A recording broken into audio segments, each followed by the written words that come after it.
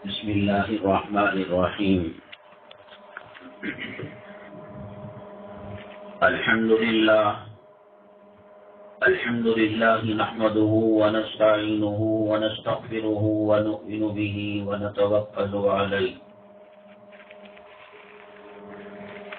ونعوذ بالله من شرور أنفسنا ومن سيئات أعمالنا. من يهده الله فلا مضل له ومن يضلله فلا هادي له. ونشهد أن لا إله إلا الله وحده لا شريك له. ونشهد أن سيدنا ومولانا محمدا عبده ورسوله صلى الله عليه وعلى آله وأصحابه وبارك وسلم تسليما كثيرا. أما بعد فأعوذ بالله من الشيطان الرجيم. بسم الله الرحمن الرحيم. إذ قال له ربه أسلم. قيل له يا رسول الله صلى الله عليه وسلم ما الأضاحي؟ قال سنة أبيكم إبراهيم، أو كما قال النبي عليه الصلاة والسلام. رب اشرح لي صدري ويسر لي أمري واحلل عقدة من لساني يفقهوا قولي.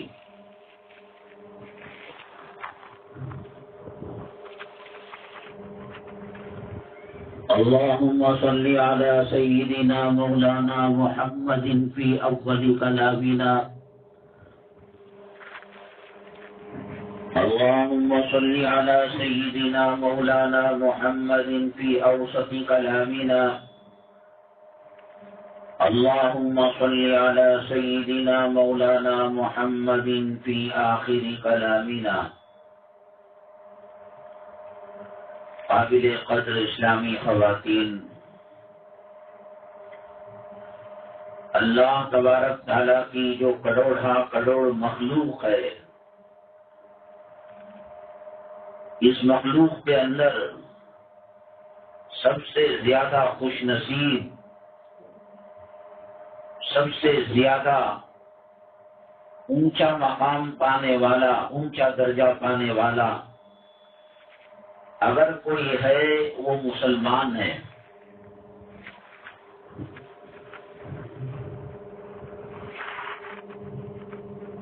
وہ غریب رہے، وہ امیر رہے،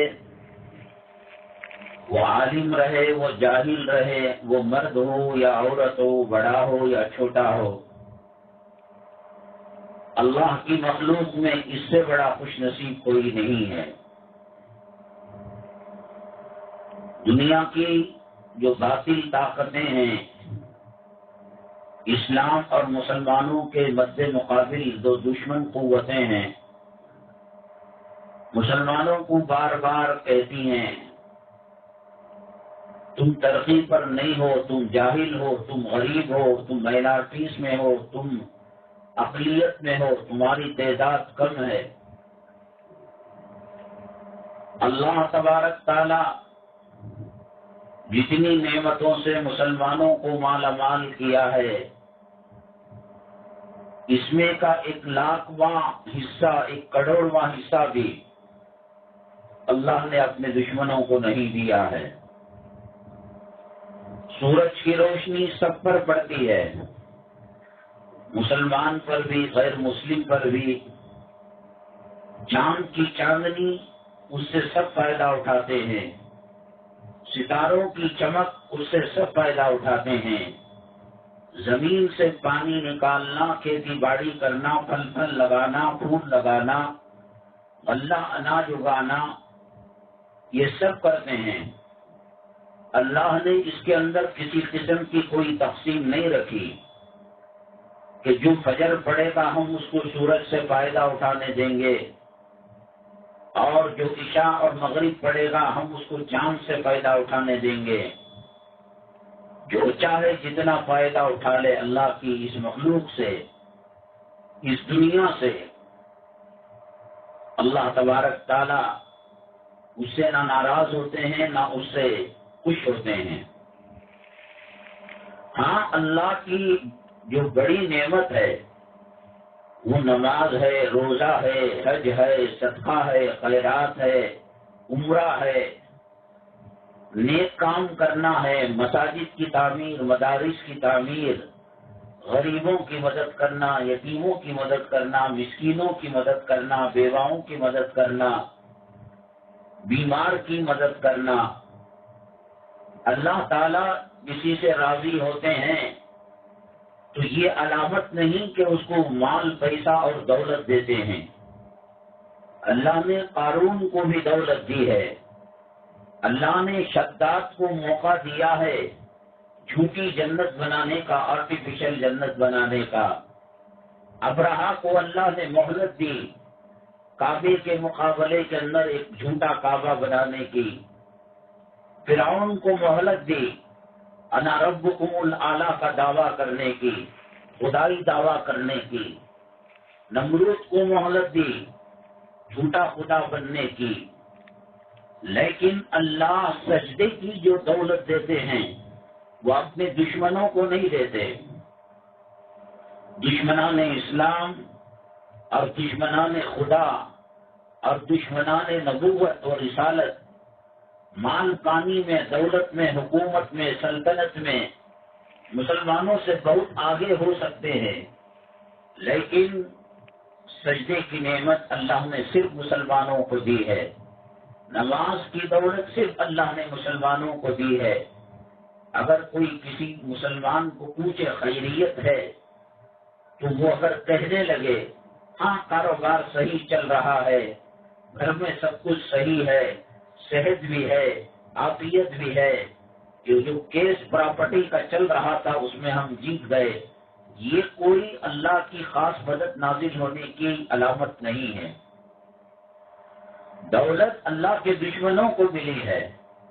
خدائی کا دعویٰ کرنا، کب کرتا ہے انسان خدائی کا دعویٰ؟ فرعون کے بارے میں آتا ہے کہ کئی سال تک اسے سر کا درد نہیں ہوا، پیٹ کا درد نہیں ہوا، بخار نہیں، چھینک نہیں، سردی نہیں، نزلہ نہیں، لوز موشن نہیں، قے نہیں، الٹی نہیں۔ تو وہ اپنے آپ میں سمجھنے لگا کہ میں خدا ہوں۔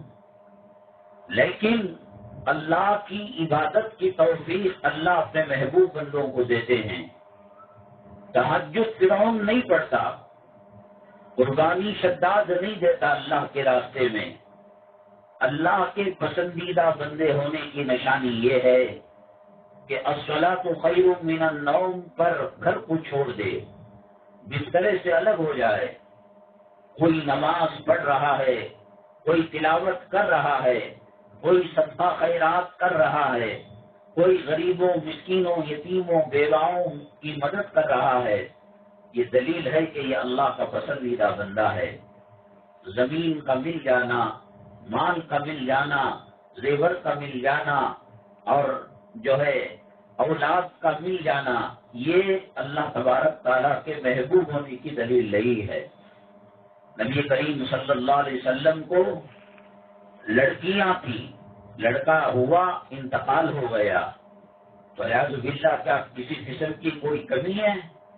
اولاد کا ہونا، نہ ہونا، امیر ہونا یا غریب ہونا، صحت مند ہونا یا بیمار ہونا، خاص مکان میں رہنا یا کرائے کے مکان میں رہنا، یہ سب کوئی مسئلہ نہیں ہے۔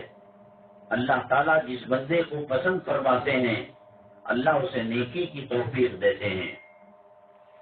ہم کتنے گئے گزرے مظلوم کیوں نہ ہو، ظالم ہماری مسجدوں پر حملہ کیوں نہ کرتا ہو، مدرسوں پر حملہ کیوں نہ کرتا ہو، مسلمانوں کا قتل عام کیوں نہ کرتا ہو، نوجوانوں کو قید و بند کے اندر کیوں نہ ڈالتا ہو، مسلمانوں کی وجود کو ختم کرنے کے لیے ان کی فیکٹریاں، ان کی آبادیوں کو تہس نہس کر کر خاک میں کیوں نہ ملاتا ہو، لیکن مسلمان تب بھی اس کا سر اونچا ہے، اس کے پاس کلمہ ہے، اس کے پاس قرآن ہے، اس کے پاس نبی صلی اللہ علیہ وسلم کی مسواک ہے، اس کے پاس نبی کریم صلی اللہ علیہ وسلم کا دوپٹہ ہے، اس کے پاس نبی کریم صلی اللہ علیہ وسلم کے گھرانے کا اوڑھنا بچھونا ہے، اس کے پاس نبی کریم صلی اللہ علیہ وسلم کی سنتیں ہیں، جو سنت رکھے، جو قرآن رکھے، جو مسواک رکھے، جو تصویر رکھے، جو کلمہ رکھے، جو گنبد خضرا رکھے،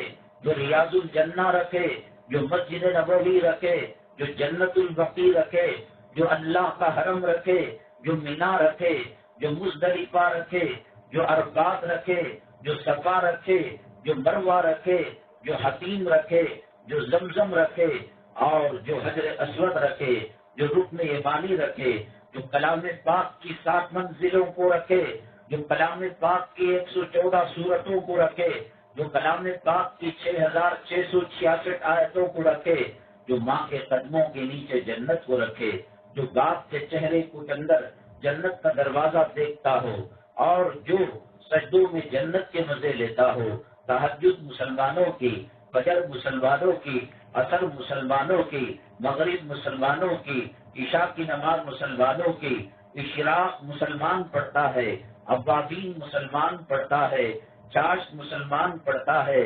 تحیت الوضو مسلمان پڑھتا ہے، تحیت المسجد مسلمان پڑھتا ہے، نقاب، حجاب، پردہ مسلم عورت استعمال کرتی ہے۔ اللہ تعالیٰ کی یہ وہ قیمتی نعمتیں اور جنت کی نعمتیں رکھ کر بھی کیا مسلمان پیچھے ہو سکتا ہے؟ اللہ کی بہت بڑی نعمتیں ہیں، کیونکہ ہمارے پاس ہم دنیا کے ماحول میں رہتے ہیں، ماحول کے رنگ میں رنگ گئے ہیں۔ قیمتی کپڑا پہننا کوئی شان کی بات نہیں ہے، مخملی کپڑے کا کفن ڈالنا کوئی شان کی بات نہیں ہے، کروڑوں روپے کی ایمبولینس کے اندر کٹی ہوئی لاش کے ٹکڑوں کو لے کر قبرستان جانا، مکان جانا، مسجد جانا، یہ کوئی شان کی بات نہیں ہے۔ حضرت موسیٰ علیہ الصلوۃ والسلام اللہ تبارک تعالیٰ سے گفتگو فرمایا کرتے تھے۔ حالانکہ ہر پیغمبر اللہ سے بات کرتا ہے، لیکن ISD کوڈ لگا کر براہ راست بات نہیں کرتا، خواب کے ذریعے سے، وحی کے ذریعے سے، جبریل علیہ السلام کے ذریعے سے، یا کسی اور واسطے سے۔ موسیٰ علیہ السلام بھی اللہ سے بات کرتے، ان کا لقب کلیم اللہ، اللہ کے کلیم ہیں۔ ابراہیم علیہ السلام بھی بات کرتے ہیں، لیکن وہ خلیل اللہ ہے۔ اسماعیل علیہ السلام بھی بات کرتے ہیں، وہ ذبیح اللہ ہے۔ حضرت نوح علیہ السلام بھی بات کرتے ہیں، وہ نجی اللہ ہے۔ حضرت آدم علیہ السلام بات کرتے ہیں، وہ صفی اللہ ہے۔ سب بات کرتے ہیں، لیکن موسیٰ علیہ السلام بغیر کسی واسطے کے اللہ سے بات کیا کرتے تھے۔ اللہ تعالیٰ سے ایک مرتبہ کہا، اے اللہ، آپ نے مجھے کلیم بنا کر احسان فرمایا ہے، آپ مجھے کوئی خاص انعام دیں، کوئی میڈل دیں، کوئی ایوارڈ دیں۔ اللہ نے کہا کہ موسیٰ علیہ السلام آپ کلمہ طیبہ پڑھیں۔ موسیٰ علیہ السلام نے کہا، یہ بر و بحر کی مخلوق، یہ فرشتے اور یہ آپ کے نیکوکار بندے، یہ مسلمان سبھی کلمہ پڑھتے ہیں، تو اس میں کوئی خاص بات کیا ہوئی؟ اللہ تعالیٰ نے فرمایا کہ موسیٰ، 7 زمین 7 آسمان کے خزانوں کو ترازو کے پلڑے میں رکھ دیا جائے، اور پھر کلمہ طیبہ کو دوسرے پلڑے میں رکھا جائے۔ اللہ تبارک تعالیٰ وہ کلمہ طیبہ کا پلڑا بھاری فرما دیتے ہیں۔ کتنا سونا زمین سے نکلتا ہوگا، کتنی چاندی نکلتی ہوگی، کتنے اربوں خربوں کے ہیرے جواہرات ہوں گے۔ ایک ناک کے نت کی بات کر رہے ہیں آپ، ایک کان کی بالی اور جھمکے کی۔ 7 زمین 7 آسمان کے اندر کیا کچھ نہیں ہے، بلکہ ہمت سے کہا جائے تو یہ بات کہی جا سکتی ہے، اللہ کی جنت کو بھی ترازو کے پلڑے میں رکھا جائے، اور لا الہ الا اللہ محمد رسول اللہ صلی اللہ علیہ وسلم کو دوسرے پلڑے میں رکھا جائے، جنت ہلکی پڑ جائے گی اور کلمہ بھاری پڑ جائے گا۔ کیا ہم غریب ہیں؟ کون سے غریب؟ کرائے کے گھر میں رہنا، تنگ مکان میں رہنا، قرضہ لے کر زندگی گزارنا، کلمہ رکھنے والا کہیں غریب ہو سکتا ہے، قرآن رکھنے والا کہیں غریب ہو سکتا ہے، کعبہ رکھنے والا کہیں غریب ہو سکتا ہے۔ ہم اللہ کی عبادت کرتے ہیں تو کہتے ہیں منہ طرف کعبے کے، ہے کئی دنیا کے اندر غیر اللہ کی پرستش کرنے والی قوم جن کے پاس اللہ کا کعبہ ہو اور جن کے پاس جنتی پتھر حجر اسود ہو، جن کے پاس رکن یمانی ہو۔ اللہ کے نبی صلی اللہ علیہ وسلم نے فرمایا یہ حجر اسود کو اللہ قیامت کے دن زبان دے دیں گے، ہر اس شخص کو گواہی دے گا جو اس کو بوسا کیا ہے یا دور سے اشارہ کر کر اس نے بوسا لیا ہے، تو اللہ تعالیٰ اس کو جنت کے اندر بھیج دیں گے، اس کے گناہوں کو معاف کر دیں گے۔ اتنی بڑی نعمتیں، ان نعمتوں کی قدر اور ان نعمتوں کو پہچاننا اس لیے نہیں ہو رہا ہے کہ ہم دنیا کے جھمیلوں کے اندر پڑے ہوئے ہیں۔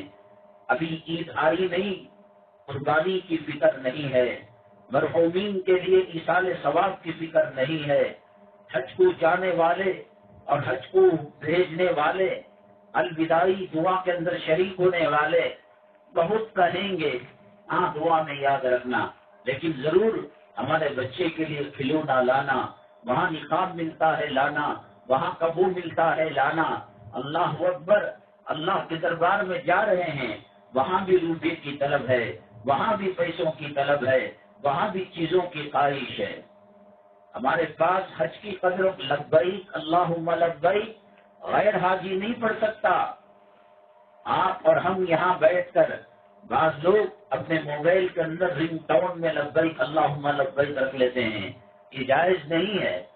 اذان رکھ لیتے ہیں، یہ جائز نہیں ہے۔ یہ شاعر اسلام میں سے ہے، جو راجا کا جوڑا ہوتا ہے، جو شہنشاہ کا یونیفارم ہوتا ہے، فقیر اس کو پہن نہیں سکتا۔ یہ اللہ کے گھر کے مہمانوں کا نعرہ ہے، لبیک اللہم لبیک لبیک لا شریک لک لبیک۔ 9 ذی الحجہ سے 13 کی اثر تک، 13 ذی الحجہ کی اثر تک نماز کے بعد اللہ اکبر لا الہ الا اللہ واللہ اکبر اللہ اکبر وللہ الحمد مرد زور سے کہیں گے۔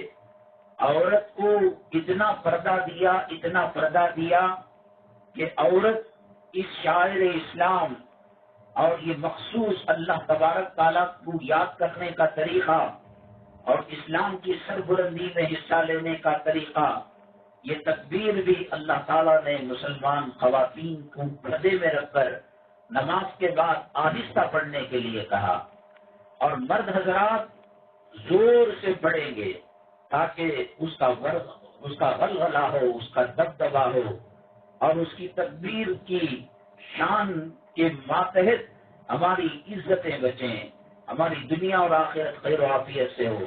اب مجھے بتائے، اللہ اکبر کہنا اچھی بات ہے، کیا آج عصر کی نماز کے بعد اس کو پڑھ سکتے ہیں؟ نہیں۔ 9 ذی الحجہ سے 13 تک جو زندہ رہے گا، اگر وہ فجر کے بعد مر گیا تو اب ظہر میں تھوڑی نہ پڑے گا، وہ اگر زندہ رہا 14 تاریخ کو وہ تھوڑی نہ پڑے گا۔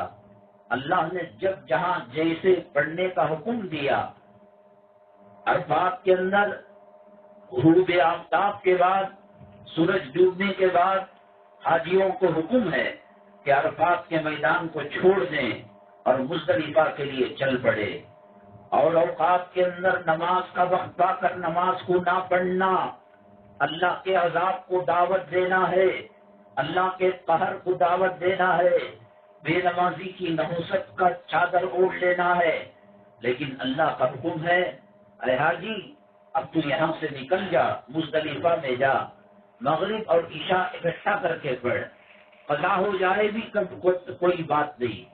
مغرب کا وقت شارٹ رہتا ہے اور دن جب چھوٹے ہوتے ہیں سردیوں کے اور مختصر ہوتا ہے۔ اللہ کے حکم کو ماننے کا نام شریعت ہے۔ اپنی عقل کے گھوڑے دوڑانا، اپنی چالاکی کو استعمال کرنا، یہ ابو جہل کا کام ہے، یہ ابو لہب کا کام ہے، یہ شیطان کا کام ہے۔ وَإِذْ قُلْنَا لِلْمَلَائِكَةِ اسْجُدُوا لآدم فسجدوا الا ابلیس، جب اللہ تعالیٰ نے کہا ملائکہ کو سجدہ کرنے کے لیے، شیطان انکار کر بیٹھا، اور اس نے لاجک دی، اس نے دلیل یہ دی کہ شیطان آگ سے پیدا ہوا ہے اور آدم علیہ السلام مٹی سے پیدا ہوئے ہیں، مٹی کو اوپر کرو تو بھی نیچے چلی جاتی ہے، آگ کو نیچے جلاؤ بھی تو اوپر چلی جاتی ہے۔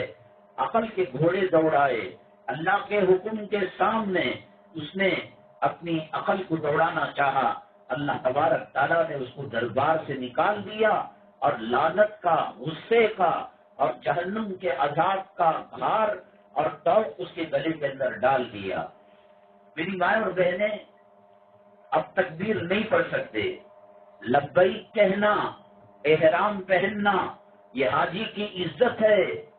ہم یہ سوچ کر ہمارے چچا حج کو جا رہے ہیں، ہمارے شیخ صاحب جا رہے ہیں، ہمارے تایا جا رہے ہیں، نانا دادا جا رہے ہیں، بہت اچھا لگتا ہے احرام پہننا، تو کہا ابو جی آپ بھی پہن لیجئے، چچا جان آپ بھی پہن لیجئے، بھائی صاحب آپ بھی پہن لیجئے، خامن صاحب آپ نہیں پہن سکتے۔ یہ اللہ کے گھر کے مہمان کا یونیفارم ہے احرام پہننا، یہ عزت کا تمغہ ہے، یہ لبیک اللہم لبیک کہنا یہ عزت کی بات ہے۔ میری ماں اور بہنیں، اتنا بڑا عہدہ رکھا ہے مسلمان، اللہ کے گھر کا مہمان بن کر جاتا ہے۔ دیکھو مکہ مکرمہ کا ایسا علاقہ ہے، ایک قطرہ پانی زمین سے نہیں نکلتا سوائے زمزم کے، ایک ڈراپ وہاں سے پینے کا پانی نہیں نکلتا، ذرا زیادہ کھودو تو تیل آ جاتا ہے، آئل آ جاتا ہے، پیٹرول آ جاتا ہے۔ اللہ تبارک تعالی حضرت اسماعیل علیہ السلام کے قدم مبارک کے نیچے سے جو زمزم کا چشمہ جاری کیا ہے، اگر کوئی زندہ آدمی اس کے اندر کسی کام کے لیے اترے تو وہ کمر تک ہی رہ جائے گا، اوپر پیٹ کا حصہ، پیٹ کے حصے کو وہ پانی چھوئے گا نہیں۔ یہ اللہ تعالیٰ کی مہمانی نہیں ہے تو اور کیا ہے؟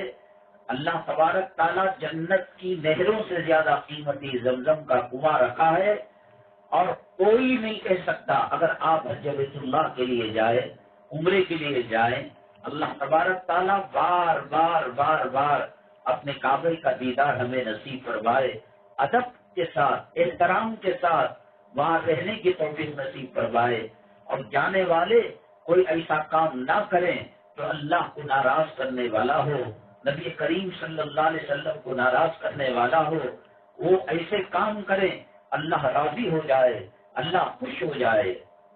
آپ اگر عہد کریں کہ سوائے زمزم کے ہم کوئی اور پانی پیئیں گے نہیں، کتنے لوگ ہیں جو ڈیوٹی کے لیے مکہ مدینہ یا ریاض، جدہ یا طائف، جو مکے کے جو سعودی عرب کے دوسرے بڑے شہر ہیں، دمام ہے، حائل ہے، وہاں رہتے ہیں، اور جمعرات جمعہ پہلے چھٹی ہوتی تھی، اب یہ ظالم کا بچہ جو حکمران آیا ہے، امریکہ کے اشاروں پر ناچنے والا، یہ ہفتہ اتوار چھٹی کرنے والا ہے، تو وہ لوگ اپنی کار سستی، پیٹرول سستا، پہلے جو ہے 90 حلالہ 90 پیسے میں 1 لیٹر پیٹرول مل جاتا تھا، اور 1 ریال کے اندر اس سے 10 پیسے زیادہ پانی ملا کرتا تھا، پانی مہنگا تھا، پیٹرول سستا تھا، اور گاڑیاں ایسے جیسے لگتا ہے کہ براق کا اثر ان گاڑیوں پر آ گیا، چھٹتے ہی 150-200 کلومیٹر کی رفتار سے 1000 کلومیٹر طے کر کر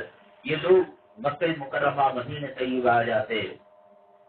اور مکہ مکرمہ میں کھدائی ایک مقام ہے، وہاں ان کا زمزم کا پلانٹ ہے پورا، وہ زمزم کا کنواں جب انسان اترے تو کمر تک پانی ہوتا ہے، اس کے اوپر نہیں ہوتا۔ 24 گھنٹے ہمارے گھروں کے اندر جو پانی کھینچنے کے لیے، سمپ سے ٹینکی کو اوپر لے جانے کے لیے ہم موٹر استعمال کرتے ہیں، تقریباً 50 موٹروں جیسی طاقت و قوت والی موٹر یہ ہمیشہ چلتی ہے، پھر اس کو رکاتے ہیں، اس کو چلاتے ہیں۔ کون لاتا ہے یہ زمزم؟ پوری دنیا حیران ہے، پریشان ہے، رب ذوالجلال کی، رب کعبہ کی، رب زمزم کی قسم کھا کر کہتا ہوں، کہ برتن اگر آپ نے پاک کیا ہے بورویل کے پانی سے، کاویری کی پانی سے، اور بھیگا بھیگا ہے اور اس میں آپ نے زمزم ڈال دیا، وہ تو خراب ہو سکتا ہے، اس لیے کہ وہ بھیگے پن میں اور وہ نمی اور تر کے اثرات زمزم کے اندر مل جاتے ہیں۔ اچھی طریقے سے اس کو سکھا لیا ہے اور زمزم کے 2 ڈھکن پانی ڈال کر پھر سے کھنگال لیا ہے۔ میرے رب کی عزت و جلالت کی قسم، حضرت اسرافیل علیہ السلام کے سور پھونکنے تک اس میں ایک ذرہ کوئی تبدیلی آ جائے، ایک ذرہ کہیں خدا نہ کرے بدبو آ جائے، ایک ذرہ اس کا رنگ بدلنے لگے، ذائقہ بدلنے لگے، قیامت کے دن ہمارا دامن پکڑ کر ہماری نیکیاں لے لینا۔ اللہ کی قدرت کا کتنا بڑا کرشمہ ہے۔ کیا مسلمان اب بھی غریب ہے؟ کیا مسلمان اب بھی پسماندہ ہے؟ کیا مسلمان اب بھی اقلیت میں ہے؟ ہم نے قدر نہیں کی، ہم نے اس کو پہچانا نہیں۔ سب جا رہے ہیں، ہم بھی چلے گئے، سب سفید کپڑا پہن رہے ہیں، ہم بھی پہن لیے، سب لبیک پکار رہے ہیں، ہم بھی پکار لیے۔ کیا کیا ناٹک وہاں پر نہیں ہوتے؟ اللہ حفاظت فرمائے۔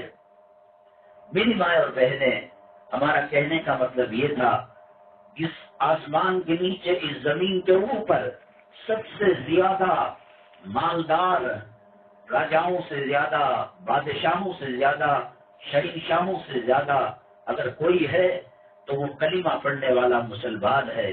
اس کے پاس پردے کی نعمت ہے، حج کی نعمت ہے، عمرے کی نعمت ہے، احرام۔ آپ بتائیے نا کہ لبیک ہم پڑھ سکتے ہیں، ہم احرام پہن سکتے ہیں۔ اگر کوئی سول آدمی، چمار قسم کا آدمی، جانوروں کو چرانے والا چرواہا، اگر وہ کمشنر کی وردی پہن لے، اگر وہ کمانڈر ان چیف جو ملٹری کا بڑا عہدیدار ہے اس کی وردی پہن لے، پائلٹ کی وردی پہن لے، کیا یہ جرم نہیں ہے؟ کیا یہ خطا نہیں ہے؟ تو اسی طریقے سے اللہ نے ہمیں اسلام کی وردی دی ہے، قرآن کا یونیفارم دیا ہے، نماز دی ہے۔ اللہ تبارک تعالیٰ نے حضرت حاجی امداد اللہ مہاجر مکی رحمت اللہ علیہ ہمیشہ اللہ تعالیٰ سے دعا کرتے تھے، اللہ مجھے معلوم ہے کہ انسان کی موت کے بعد اس کا عمل کا سلسلہ ختم ہو جاتا ہے، اب اس کی جزا اور اس کے بدلے کا قانون لاگو اس پر ہوتا ہے۔ اب تک جو کرنا تھا وہ کر لیا، گناہ کرنا تھا کر لیا، نیکیاں کرنی تھی کر لی، اب مرنے کے بعد اب اس سے کوئی روزہ نہیں پوچھے گا، نماز نہیں پوچھے گا، تہجد نہیں پوچھے گا، مدرسہ جا رہا نہیں جا رہا ہے، قرآن پڑھ رہا ہے نہیں پڑھ رہا ہے، کیونکہ انسان کی موت کے ساتھ عمل کا سلسلہ ختم ہو جاتا ہے۔ حضرت حاجی امداد اللہ مہاجر مکی رحمت اللہ علیہ فرمایا کرتے تھے، اللہ تیرا دستور تو یہی ہے اور تیری فطرت تو یہی ہے اور تیرا قانون تو یہی ہے کہ مرنے کے بعد عمل کا سلسلہ ختم ہو جاتا ہے، لیکن اللہ اگر تو میرے سامنے جنت رکھے اور میرے سامنے نماز رکھے اور تیرے عرش کے نیچے 2 سجدے کرنے کی اجازت دے، اللہ میں جنت نہیں لوں گا اور عرش کے نیچے 2 سجدے اور 2 رکعت نماز پڑھنے کو لے لوں گا۔ ہم نے نماز کی لذت کو پہچانا، نماز میں کھڑے ہو کر سیریل کا انتظار کرنا، نماز میں کھڑے ہو کر اس بات کا پلان بنانا کہ ساس کو کیا کہوں گی، نڑن کو کیا کہوں گی، خاوند کے کان کے اندر زہر گھول کر کیسا میں ڈالوں گی۔ یہ کیا نماز اللہ تعالیٰ کو پسندیدہ ہے؟ وَوَيْلٌ لِّلْمُصَلِّينَ الَّذِينَ هُمْ عَنْ صَلَاتِهِمْ سَاهُونَ الَّذِينَ هُمْ يُرَاءُونَ۔ وہ نماز جو انسان کو جنت کے اندر لے کر جاتی ہے، اس نماز کے اندر اگر فساد آ جائے، برے خیالات آ جائیں، کبھی کبھار چلو شیطان کوشش کرتا ہے انسان کو اللہ سے توڑنے کی، نمازی کو اللہ سے رشتہ توڑنے کی، وہ الگ چیز ہے، لیکن رسمی طور پر نماز پڑھنا، اگر میں نماز نہ پڑھوں میرا خاوند کیا کہے گا، میں نماز نہ پڑھوں ہماری ساس کیا کہیں گی، ہمارے اڑوس پڑوس کیا کہیں گے، یہ ریاکاری کی نماز ہے اور یہ نماز انسان کو جہنم کے اندر لے جانے والی ہے۔ میری ماں اور بہنیں، عمرہ، حج، لبیک، احرام، قرآن، حجر اسود، آپ نے سنا اور کئی مرتبہ سنا، ایسی نعمتیں اللہ نے دی ہیں۔ ان نعمتوں میں سے ابھی جو مہینہ چل رہا ہے ذوالقعدہ کا، 2-1 دن کے اندر ممکن ہے پیر کی رات کو چاند نظر آ جائے اور منگل کو ذی الحجہ کی پہلی تاریخ ہو جائے۔ اللہ تعالیٰ کی یہ اتنی بڑی نعمت اللہ مسلمانوں کو دے رہے ہیں۔ ایک طرف ذرا سی گناہ کیا اللہ پکڑ رہے ہیں، لیکن اللہ تبارک تعالیٰ معافی کا معاملہ، درگزر کرنے کا معاملہ اور چھوٹی چھوٹی عبادتوں پر بڑے ثواب دینے کا معاملہ اللہ تعالیٰ کی یہ تمنا ہے۔ اللہ تبارک تعالیٰ ہرگز نہیں چاہتے کہ اس کے بندے جہنم میں جائیں۔ رمضان کے مہینے کے فضائل مسلمانوں کو ملے، شوال کے مہینے کے اندر اس نے جو ہے 6 روزے رکھے اور سال بھر کے روزوں کا اجر پا لیا۔ ذوالقعدہ کے مہینے کے اندر اس نے نیک کام کیے۔ ذی الحجہ کی جو 1 تاریخ سے لے کر عرفہ، یوم عرفہ یعنی 9 ذی الحجہ تک اتنے قیمتی دن ہیں، اتنے قیمتی دن ہیں کہ اللہ تبارک تعالیٰ نے کلام پاک کے 30ویں پارے میں سورہ فجر کے شروع میں ان 10 دنوں کی راتوں کی اللہ نے قسم کھائی ہے، والفجر ولیال عشر۔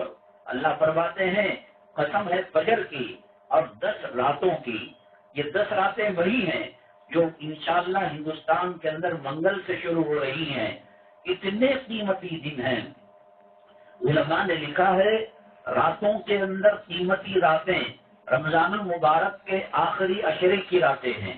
اس میں شب قدر کو تلاش کیا جاتا ہے، اس میں اعتکاف کو بیٹھا جاتا ہے، اس کے اندر لیلۃ الجائزہ آخر کے اندر ملتی ہے، اس کے اندر کلام پاک کا ختم تلاوت کا تراویح کے اندر تہجد کے اندر ہوتا ہے، اور اس کے اندر گنہگار بندے اللہ کے مہمان بن کر اعتکاف کر۔ بہت راتوں میں سب سے زیادہ قیمتی راتیں رمضان المبارک کی آخری 10 راتیں، اور دنوں کے اندر ذی الحجہ کے جو 10 دن ہیں وہ بڑے قیمتی دن ہیں۔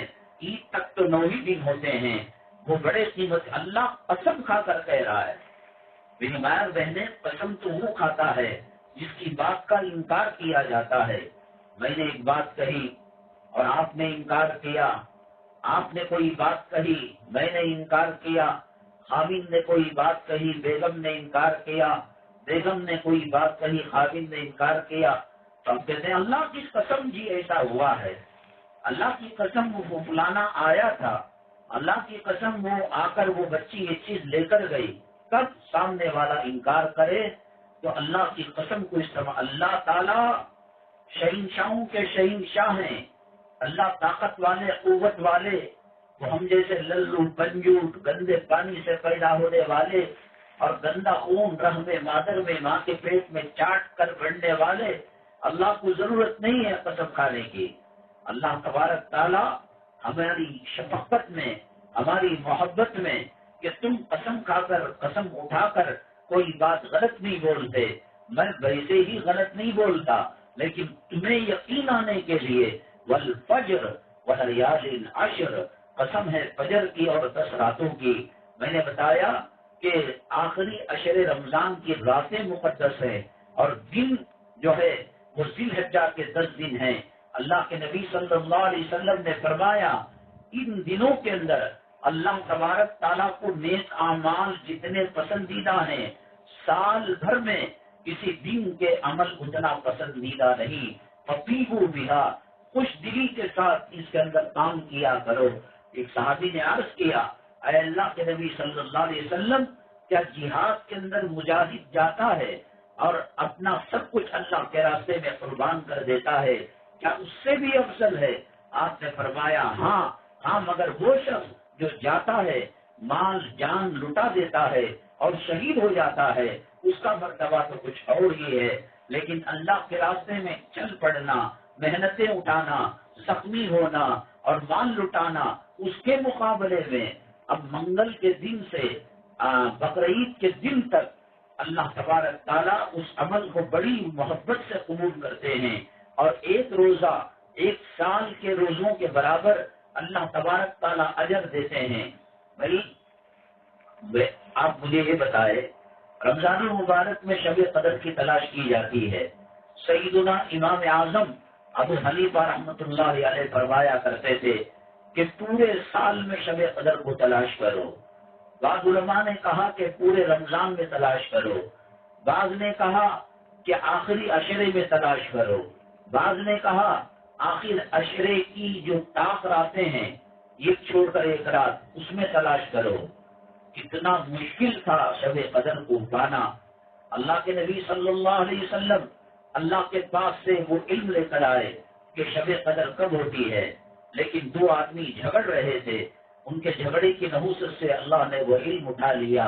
رمضان کے اندر شب قدر کو بڑی جستجو کے بعد، بڑی طلب کے بعد، بڑی جد و جہد کے بعد پایا جاتا ہے. لیکن ذی الحجہ یعنی اب ہندوستان کے اندر یوں سمجھیے کہ منگل سے لے کر بقر عید تک اگر کوئی رات کے اندر جگتا ہے، عبادت کرتا ہے، ہر رات کی عبادت کا ثواب اللہ شب قدر کے برابر دیتے ہیں. وہاں شب قدر کو ڈھونڈو، تلاش کرو، اعتکاف میں بیٹھو اور اللہ سے رو، جستجو کرو، نشانیاں تلاش کرو. اور یہاں آپ نے جگ لیا، کم سے کم مرد حضرات کو کہیے کہ وہ عشاء کی نماز اور فجر کی نماز جماعت سے پڑھے. روایت میں آتا ہے جو ان دو نمازوں کو جماعت سے پڑھے گا اللہ تبارک تعالیٰ اس کو ساری رات جگنے کا ثواب مرحمت فرمائیں گے. یہ بڑے قیمتی دن ہیں. اللہ نے قسم اٹھا کر بیان کیا والفجر ولیال عشر کہ یہ 10 دنیں اور یہ 10 راتیں اللہ کے یہاں بہت قیمتی ہیں. اور اس کے اندر کلام پاک پڑھنے کا اہتمام کریں اور روزہ رکھنے کا اہتمام کریں. ایک روزہ 1 سال کے برابر ہے. قیامت کے دن کون سی نیکی کب کام آ جائے کوئی بول نہیں سکتا. تو مسلمان کے لیے اللہ تبارک تعالیٰ نے شب قدر کی نعمت دی ہے، ذی الحجہ کی نعمت دی ہے. ساری دنیا کے حاجی عرفات کے میدان میں یوم عرفہ میں 9 ذی الحجہ کو جمع ہوتے ہیں. حدیث پاک میں آتا ہے اللہ کے نبی صلی اللہ علیہ وسلم نے جب حجۃ الوداع فرمایا تو وہاں جو خواتین جو گئے ہیں انہوں نے دیکھا ہوگا کہ جبل رحمت ہے، وہاں پر ایک نشانی ہے. اللہ کے نبی صلی اللہ علیہ وسلم وہاں اونٹ پر بیٹھ کر دھوپ کی تمازت میں اور دھوپ اور لو کے چلنے کے درمیان تقریباً 2 گھنٹے 2.5 گھنٹے دعا کی رو رو کر صحابہ کرام آمین کہا کرتے تھے. وہاں شیطان اپنی مٹی پیروں تلے سے اٹھا کر سر پر ڈال لیتا ہے. ہائے میں نے کتنی کوشش کی اس کو حق سے دور رکھنے کی، عرفات سے دور رکھنے کی. اور حدیث پاک میں آتا ہے یوم عرفہ میں اگر کوئی شک کرے گا کہ میری اللہ مغفرت کرے گا یا نہیں تو اللہ کی رحمت پر اس کا اعتبار نہیں ہے، بھروسہ نہیں ہے. اللہ اس کو پاک کر کر ہی چکتے ہیں. تو میری مائیں اور بہنیں، ہر کوئی تھوڑی نہ ہر سال حج کو جا سکتا ہے. اللہ تبارک تعالیٰ فرماتے ہیں نبی کریم صلی اللہ علیہ وسلم کے ذریعے سے من تشبہ بقوم فہو منہم. حج کو نہیں جا سکتے، وہ بال حالت احرام میں کاٹ نہیں سکتے، وہ ناخن نہیں کاٹ سکتے، وہ لبیک پکار رہے ہیں تم بھی جو ہے ناخن نہ کاٹو. ذی الحجہ کا چاند نظر آنے کے بعد ممکن ہے کہ پیر کے دن چاند نظر آ جائے. چاند نظر آنے سے پہلے مغرب کی نماز سے پہلے پیر کے دن جو ہے مرد حضرات کٹنگ وغیرہ لینا چاہتے ہیں یا ناخن جن کے بڑے ہیں یا نہیں بڑے ہیں کاٹ لے. اور کاٹنے کے بعد علماء نے ایک عمل لکھا ہے کہ کوئی اپنی پریشانیوں سے تنگ آ چکا ہے، بیماریوں سے تنگ آ چکا ہے تو وہ بال وہ ناخن جو نکالے ہیں ذی الحجہ کے احترام میں اور حاجیوں کی مشابہت اختیار کرنے کے لیے کہ حاجی جو ہے ناخن نہیں کاٹ سکتا حالت احرام میں اور بال نہیں کاٹ سکتا حالت احرام میں، اس کی مشابہت اختیار کر کر اللہ کی رضامندی، اللہ کی خوشنودی حاصل کرنے کی کوشش کرتا ہے. تو پھر علماء نے لکھا ہے کتابوں کے اندر کہ ایک سفید کپڑے میں یا سفید ٹشو پیپر کے اندر وہ بال اور وہ ناخن ڈال دیں، 7 مرتبہ درود شریف پڑھے. اور کسی کی موتا ہو جائے تو ہم کیا پڑھتے ہیں انا للہ و انا الیہ راجعون. ایک تسبیح پڑھے، 100 مرتبہ پڑھے، پھر 7 مرتبہ درود پڑھے.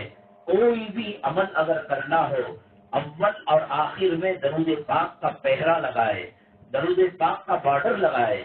3 مرتبہ، 5 مرتبہ، 7 مرتبہ، 9 مرتبہ عدد طاق رکھ کر اس کو پڑھے، اور پڑھنے کے بعد یہ نیت کرے اللہ میری بیماری کو دور کر دے.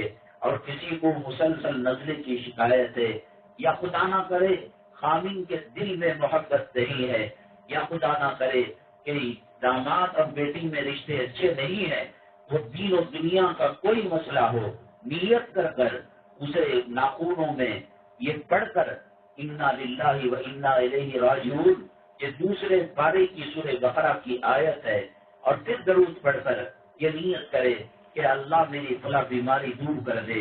مجھے لڑکے نہیں ہو رہے ہیں، لڑکا یا لڑکیاں نہیں ہو رہی ہیں، یا اولاد نہیں ہو رہی ہے، یا ساس نڑند بھاوج وغیرہ ظلم کرتے ہیں، غریبی ستا رہی ہے، قرض ستا رہے ہیں.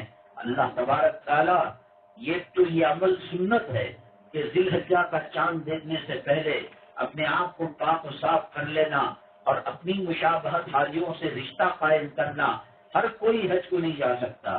عرفات کا میدان اتنا نہیں ہے کہ کروڑوں لوگوں کو وہ سما سکے. جن کو بلانا تھا اللہ نے بلا لیا، ان سے وہ قربانی کرتے ہیں تو ہم بھی قربانی کرتے ہیں. وہ ناخن نہیں کاٹتے، ہم بھی ناخن نہیں کاٹتے ہیں. وہ بال نہیں کاٹتے، ہم بھی بال نہیں کاٹتے ہیں. جتنی اجازت شریعت نے دی وہ ہم عمل کرتے ہیں، اور ہم ان کی ساتھ مشابہت اختیار کر کر قیامت کے دن حاجیوں کی صف میں، لبیک بولنے والوں کی صف میں اٹھنے کی ہم خواہش رکھتے ہیں. تو چنانچہ اس کو سفید کپڑے میں رکھ کر گملہ جو ہوتا ہے اگیتی اور پاک جگہ کے اندر اس کو دفن کر دیں. علماء نے کہا ہے کہ اور کتابوں میں ان کے تجربات میں کامنٹس جسے کہتے ہیں وہ لکھا ہے کہ بڑی بڑی بیماریاں والے اس پر عمل کیا اور اللہ تبارک تعالیٰ نے ان کو صحت و شفا مرحمت فرما دی. اللہ نے ان کی مراد کو پورا کر دیا. لیکن یہ شریعت کا عمل نہیں ہے. جیسا سحری کھانا شریعت کا عمل ہے، افطاری کرنا شریعت کا عمل ہے، تراویح پڑھنا شریعت کا عمل ہے، پردہ کرنا شریعت کا عمل ہے، صدقہ یہ ایک بزرگوں کا تجربہ ہے. اگر کوئی کرتا ہے تو ٹھیک ہے، اگر نہیں کرتا ہے تو ٹھیک ہے.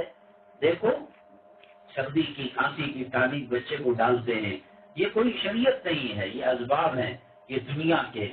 دعا کرنا بھی ایک اسباب میں سے ہے. اے اللہ پریشانی یہ کرنا فرض نہیں ہے.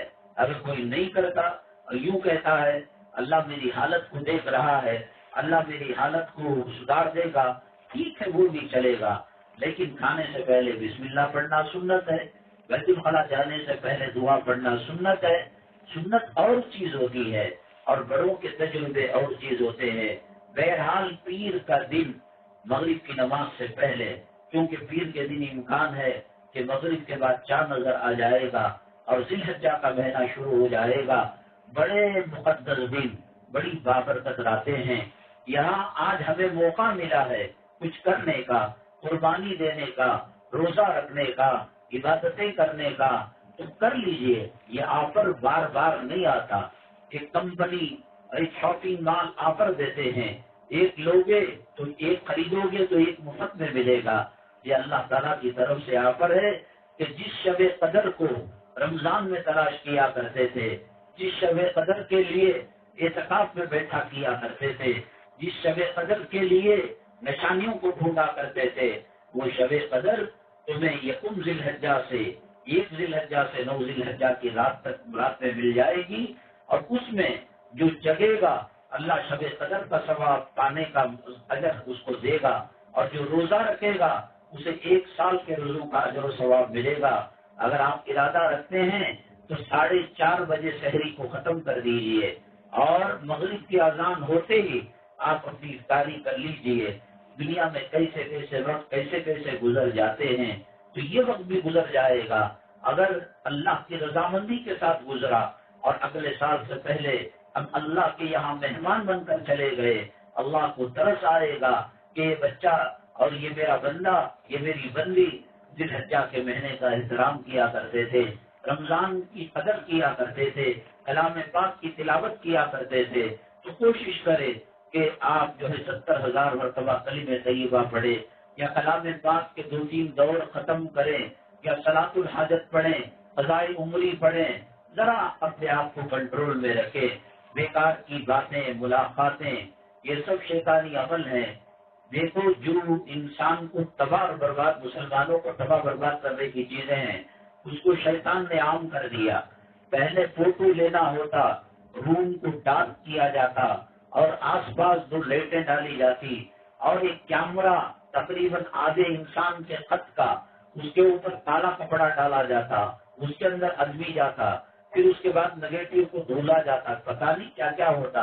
اب موبائل کے اندر اتنا قیمتی ہے کہ دنیا کا کوئی اسٹوڈیو وہ فوٹو نہیں پکڑ سکتا جو موبائل سے تصویر لی جا رہی ہے۔ اور پہلے بات کرنا ہوتا تو ایک بات کرنے پر 2 روپے، 5 روپے، 7 روپے، 9 روپے، اور لمبی بات کرنے پر 50-60 روپے کٹ ہو جاتے۔ شیطان نے کہا لڑکا لڑکی بات کرتے رہو، شیطان نے کہا بڑے ہیں غیبتیں کرتے رہو، چغل کوڑی کرتے رہو، غیبت کر اگر کوئی غیبت مرد و عورت کرتے ہیں مرے ہوئے بھائی کا گوشت کھانے کے برابر ہے۔ چغل کوڑی کرتے ہیں، اللہ کے نبی صلی اللہ علیہ وسلم فرماتے ہیں لا يدخل الجنت قتال، کہ چغل کوڑی کرنے والا جہنم کے اندر جائے گا اور جنت میں نہیں جاتی۔ یہ سب چیزیں اب عام ہو گئی ہیں، تو ان چیزوں کا احتیاط کر آپ بروز منگل سے ان چیزوں پر عمل کرنے کی کوشش کریں۔ اور جس کے پاس اتنا سونا چاندی ہو کہ جو زکوٰۃ کے فریضے کو ٹچ کرتا ہو، 640 پر 4 گرام چاندی کی ویلیو کی، اس کے پاس جو ہے سرمایہ ہو، سونا چاندی زیورات ہو اور قرض کو نکال کر ہو۔ اگر کسی کے پاس 1 لاکھ کے زیورات ہیں لیکن 1.5 لاکھ کا قرض ہے تو وہ قربانی نفی ہوگی، اس کی واجب تب ہوگی جب قرض کو لیس کر اس کا مال 640 پر 4 گرام چاندی کے برابر ہوگا تو اس پر قربانی واجب ہے۔ اور یہ جو بازاری سڑک کی قربانی ہوتی ہے، کہتے ہیں کہ ہم فلاں جگہ دیں گے، غریبوں کو گوشت بانٹ دیں گے، اس میں اچھے بھی ہوتے ہیں برے بھی ہوتے ہیں۔ جیسے آپ نماز پڑھتے ہیں تو وضو کے لیے پاک پانی کی جستجو کرتے ہیں، نماز مصلی بچھانے کے لیے پاک جگہ دیکھتے ہیں، بچی کے لیے جمعی دیکھتے ہیں، داماد دیکھتے ہیں، اچھے سے اچھا دیکھتے ہیں۔ تو اسی طریقے سے جستجو کر تلاش کر آپ کی قربانی کو تباہ اور برباد ہونے سے بچائے۔